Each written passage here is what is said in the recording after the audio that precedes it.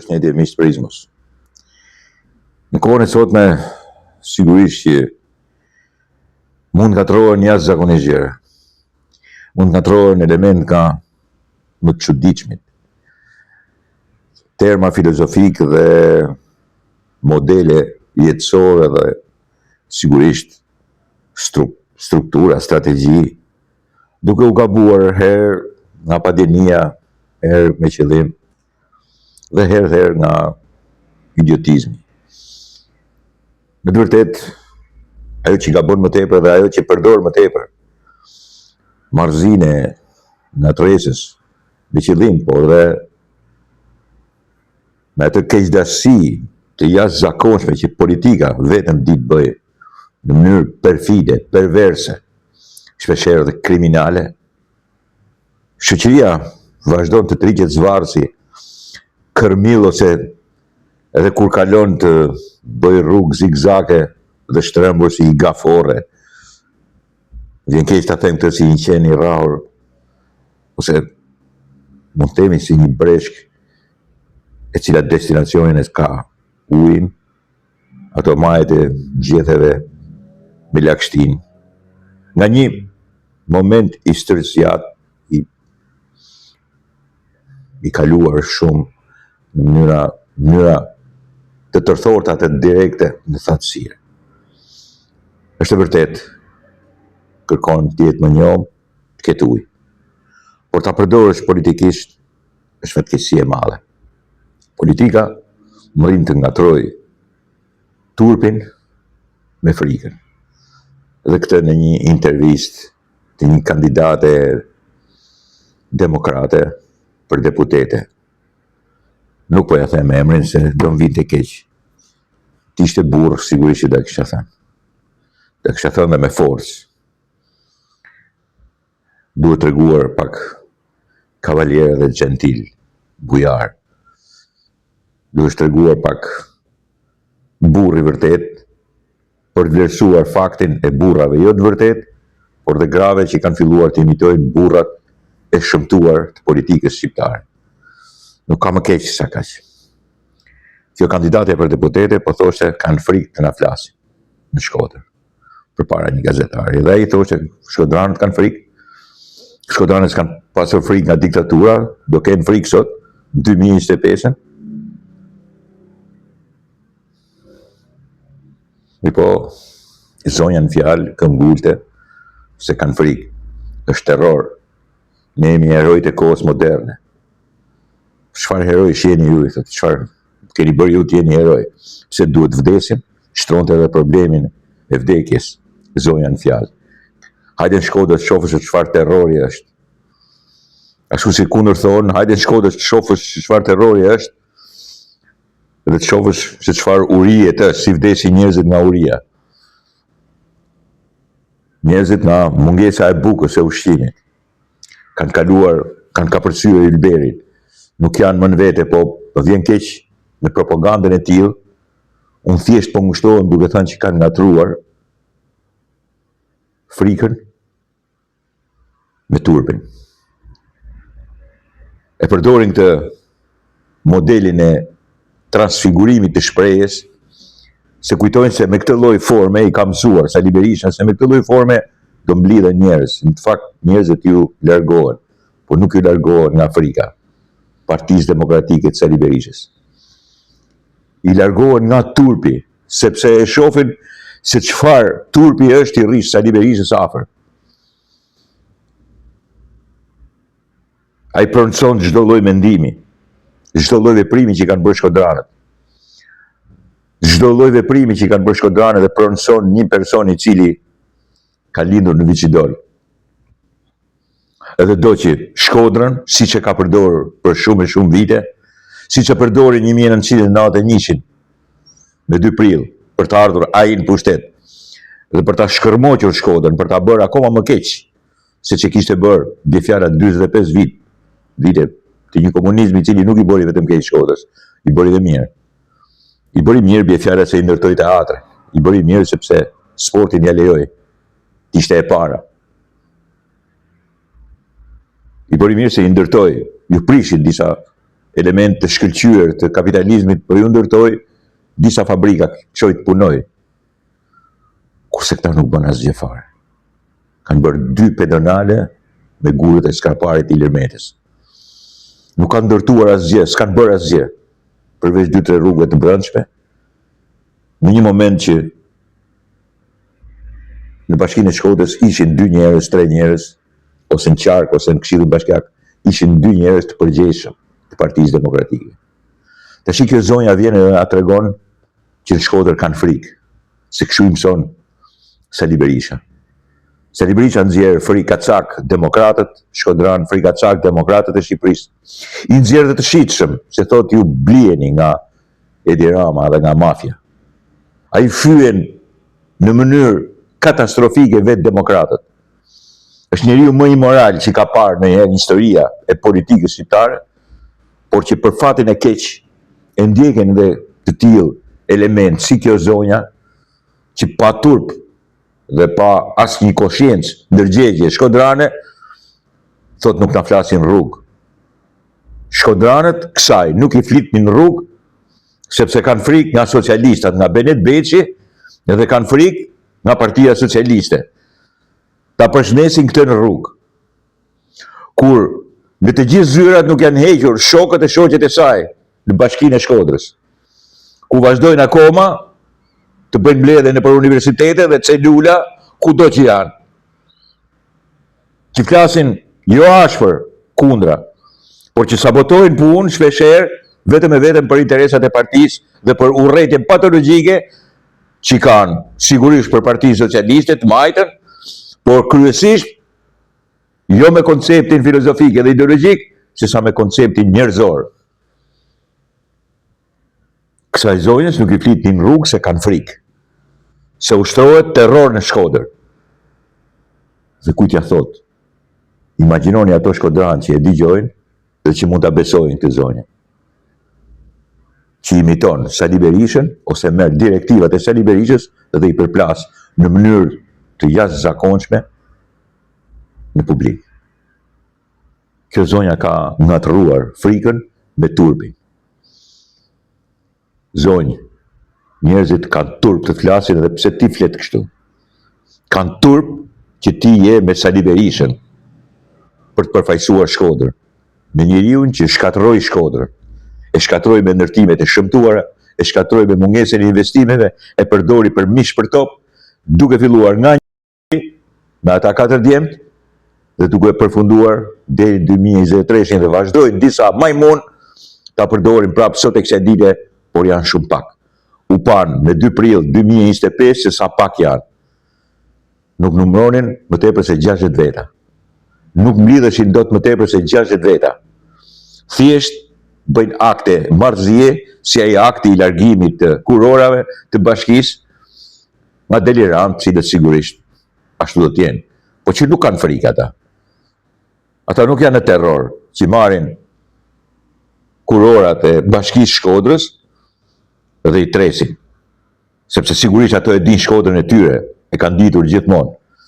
E din Shkodrën e hajnive, Shkodrën e rufjanëve, Shkodrën e maskareve, Shkodrën që duhet dalin periferi, sepse duhet sundoj familja e Sali Berishës dhe marrëzia e Partisë Demokratike, folk politike dhe bolshevike, staliniste deri aty ku nuk ban më. Edhe mënyra e të folurit është mënyrë staliniste. Jo zonjë, Shkodra ka turp që të flasi. I vjen turp, prandaj nuk flet. Shkodra nuk ka frikë kurrë, sidomos nuk ka frikë prej këtyre maskareve. Shkodra ja ka dhënë shputën hundve 2023, do t'ja japë edhe tani 2025, dhe nuk do vini kurrë në pushtet me të tilla mendime idiotësh, njerëzish të cilët kanë humbur një herë për gjithmonë, jo vetëm orientimin politik dhe ideologjik, por atë moral. Nëse doni të shikoni moralin politik të Sali Berishës, atë mund ta vërtetoni dhe ta gjykoni, se sigurisht ai nuk është se përdor gjykimin në këtë rast, përdor thjesht interesin. Në moment që je me të, kundra ti, apo ai ka interesa që ti t'jesh me të, mos t'jesh me të dhe kundra ti, ose pranë ti kur ai është i lëkundur. Sali Berisha nuk e ka për asgjë të shpallë tradhtar, kur nuk rreshtohesh me të. Të thotë që ti je në shërbim të Edi Ramës. Kur ti mundesh që mos jesh kundra ti, por nuk je me të. Kur nuk je i rreshtuar me të, ti do t'jesh patjetër me Edi Ramën. Sepse kështu ka trashëguar ai filozofinë politike të partisë të tij të vërtetë, që është PPSH-ja. Të partisë tij folk bolshevike, staliniste, që është PPSH-ja. Sali Berisha është zemëruar me Ramiz Alin sepse ai ishte trotskist. Ramiz Ali ishte një trotskist i vërtet. Ndërsa Sali Berisha ishte stalinist. Nuk ishte as enverist. Ai ishte si enverist se sigurisht hymnizonte dhe dashuronte atë që konsiderohet njeriu më vrastar të bolshevizmit edhe sigurisht të ashtu quajtërit komunist sovjetik, që ishte Stalini, që për më tepër nuk ishte asnjë rus, po ishte një gjergjan. Ramiz Alin, megjithse ai e lavdronte, i doli para studentëve, megjithse ishte i dërguari i Ramiz Alis për t'i qetësuar, dhe kjo është e vërtetuar me dokumente dhe me audio, doli përballë dhe tha ta falenderojmë presidentin. Ka dhënë kontribut madh në luftë dhe për partia e kështu, dhe studentët e fërshëllyen. E përmendi si njeriu i cili duhesh luftuar.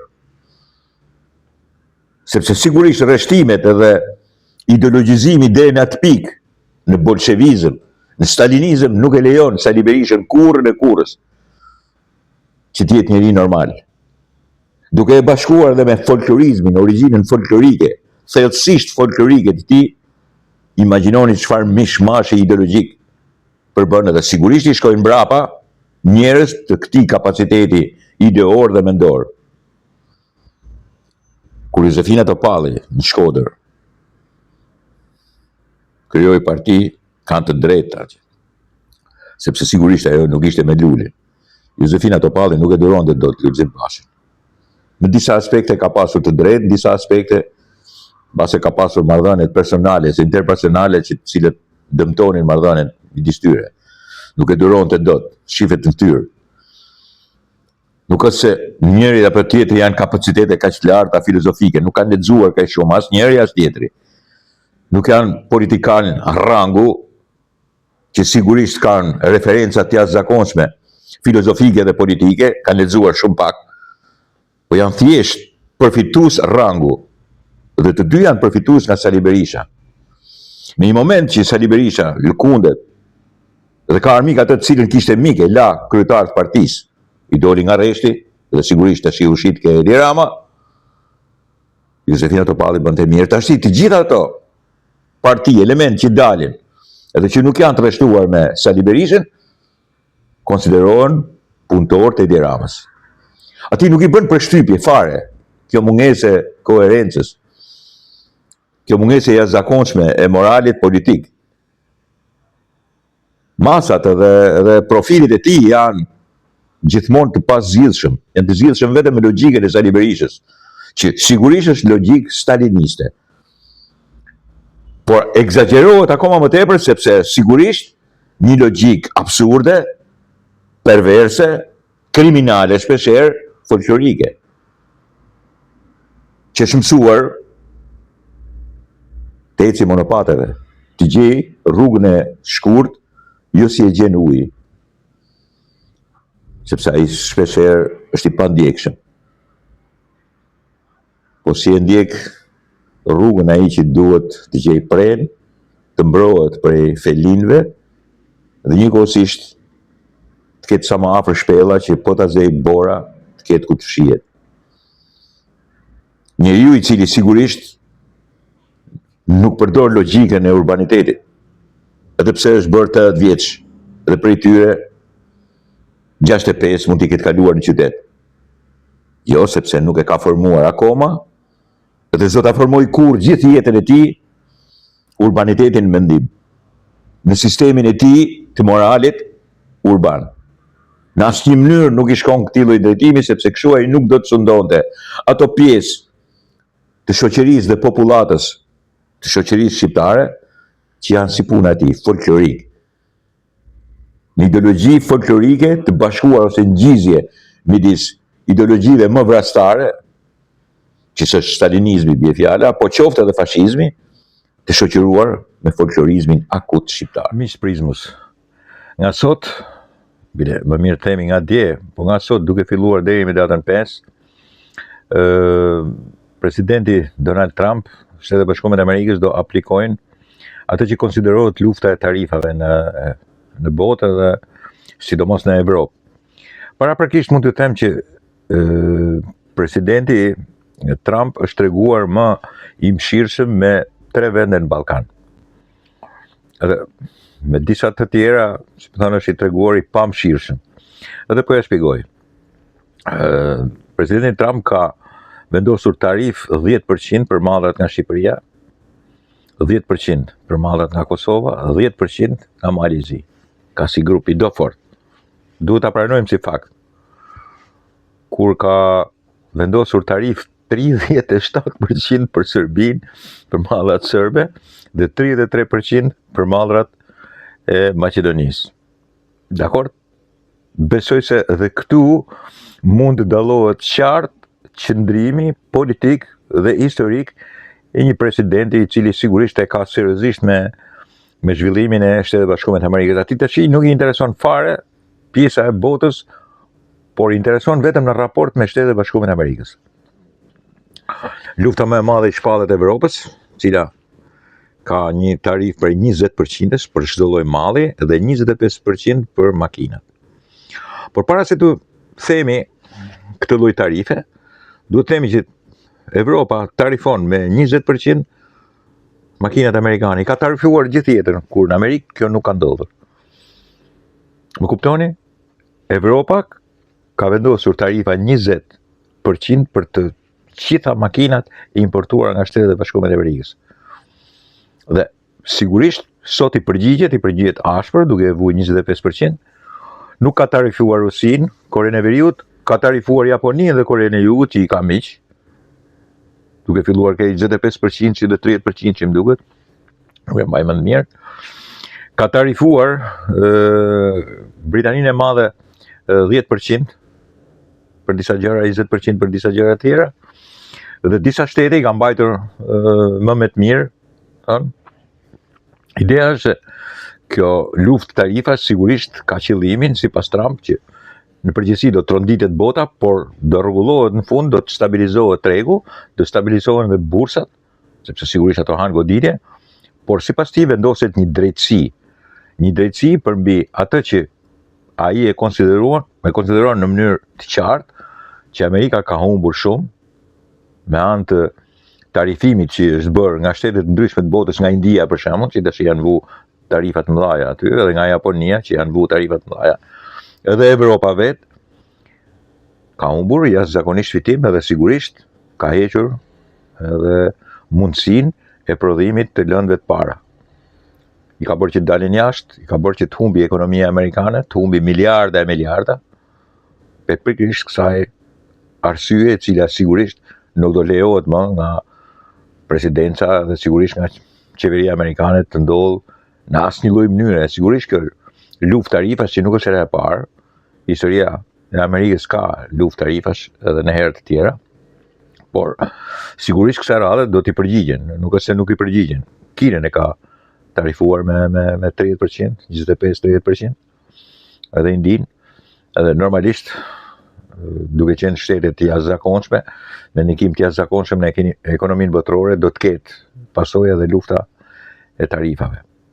Dëgjova von der Leyen që tha po të njëjtën gjë, do të thonë ne duam të kemi të marrëdhëniet e mira me Shtetet Bashkuara të Amerikës, po ky është një gabim i madh që po ndodh. Ne do t'i përgjigjemi, se s'kemi ku të shkojmë, do t'i përgjigjemi për tarifat tona. Dëgjova dhe Giorgia Meloni që thotë ne kemi prioritet marrëdhëniet me Shtetet Bashkuara të Amerikës, po sipas meje nuk është punë e mirë kjo që po ndodh tash. Ne do të vazhdojmë të merremi vesh me Shtetet Bashkuara të Amerikës, po Italia do përgjigjet vetë, do mbrojë ekonominë italiane, sepse sigurisht prandaj jam kryeministër, thotë që të mbrojë interesat e Italisë.